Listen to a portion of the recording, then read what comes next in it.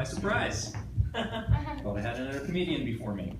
I am Joe Agostino, and I know what you're thinking, Joe Agostino. Joey Agostino, he's a made guy, he's a good fella. But unfortunately, I don't have any Italian blood in me at all. My father, biological father, was Jewish. And so you're all thinking, all right, how does a guy with a Jewish father get an Italian name? And that's a story that would not be appropriate for me to tell at Squeaky Clean Comedy.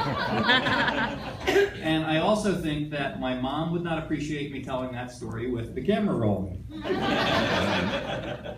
But the really bad news is, now I live in Oklahoma, the buckle of the KKK belt. And all these good old boys are like, you're one of them there Italian papists, ain't you? And I'm like, no, I'm a Jew. So I'll lose both ways. A couple of years ago, I was at a point in my life when I could make some changes, and I was living on the East Coast in Philadelphia at the time, and I said, my kids are growing up, I'm divorced, I'm on my own, I'm tired of this East Coast traffic and hassle and attitude. It's time to make a change. I can go to Boston, I can go to Cincinnati, I can go to St. Louis, I can go to San Diego, I can go anywhere in the world I want. But I'm an adventurous guy. I chose Tulsa, Oklahoma. People back east had the same exact reaction, trust me. Oklahoma? What's in Oklahoma? Some people even have thought I said I was moving to Somalia. But I'm very home here because Oklahoma is very similar to the state where I grew up, New Jersey. And it might not seem so at first blush, but I'll give you a couple of examples. The cities have very similar names. So there's Jersey City, New Jersey, and there's Oklahoma City, Oklahoma.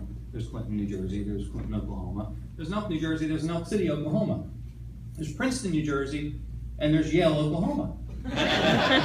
Although I can assure you, nobody from Yale, Oklahoma ever went to Yale University. There's a Hooker, Oklahoma, and there are a lot of hookers in New Jersey. There's a Prague, Oklahoma, which ironically looks an awful lot like Prague in the former Czechoslovakia after it was bombed by the Allies in World War II. And there's a Florence, New Jersey, which ironically looks a lot like Florence, Italy, after it was decimated by the Black Plague in the 1400s. Both states have cities with stripper names. So there's Lacey, New Jersey. Give it up. Next up on the main stage, Lacey, New Jersey. And there's Idabel, Oklahoma. Idabel, get your skinny butt up on the main stage and make us smile right quick. Both states have a lot of cities with Indian names. In New Jersey, there's Alamuchi, there's Hopatcong, there's Hohokus, there's Weehawken, there's Totowa, there's my personal favorite, Mawa, which I always liked the name of the city Mawa because it sounded like the Indian chief who his tribe controlled that land. He had just had too much peyote and drank too much firewater and his lips just didn't move anymore. And his tribe said, Chief, what would you like to call this land? And he was like, Mawa, Mawa. And then, there's a lot of Indian names in Oklahoma. There's Chakotay, Catoosa, there's Pawnee and Shawnee, there's Tahlequah, and there's my personal favorite, Tishomingo, which sounds like an Irish stripper name. Next up on the main stage, put your hands together for Tishomingo. There's great pizza in New Jersey, there's great barbecue in Oklahoma. There's Dagos in New Jersey, there's rednecks in Oklahoma. And this is a really interesting factoid. I don't know if you knew this, but the governor's mansion in both states is occupied by complete idiots. And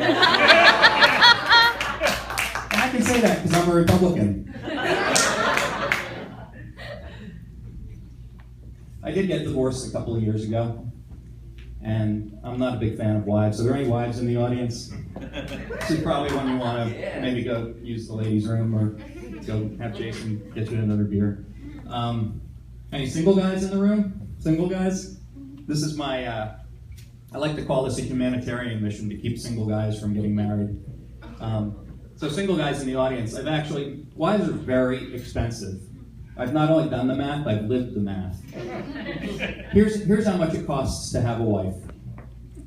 Every dime you make from the day you say I do to the day you walk out of your house 17 years later with nothing but your golf clubs and your clothes. I'm not bitter, I'm just saying. And it's the maintenance costs that kill you. I'll give you an example. When I go out the door in the morning, I wake up, go out the door in the morning, it takes me 6 items to get ready. Toothbrush, toothpaste, dental floss, a razor, some soap, and some deodorant. I'm good to go. Here's a list of the things it takes my girlfriend to get ready in the morning.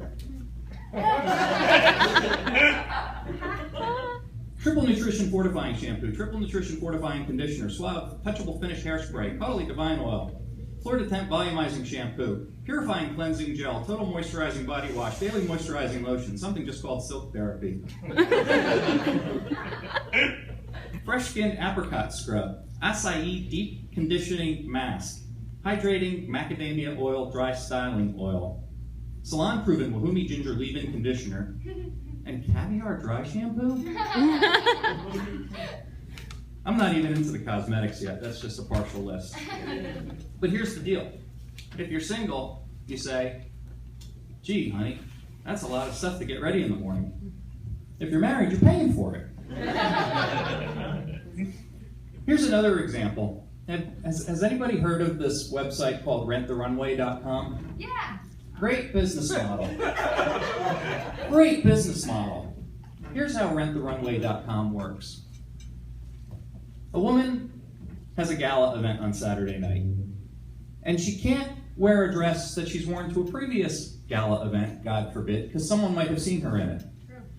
So, rather than go to Nordstrom's or to Miss Jackson's or to Dillard's to get a dress for, I don't know how much, $1,000. Let's say $1,000, let's use that as round numbers.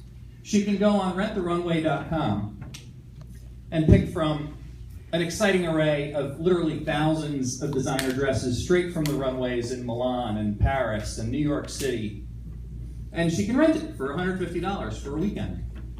So she goes on the website, finds just a perfect dress. It's the right color, it will look fantastic on her, nobody else will have it. Gala event Saturday night, the dress is going to be delivered Friday evening. Friday evening, the UPS driver knocks on the door and delivers the package. She excitedly tears open the package. She runs with the dress to the bedroom and emerges 5 minutes later in tears because it doesn't fit right, or it's not the right color, it doesn't match her shoes, it doesn't match her purse.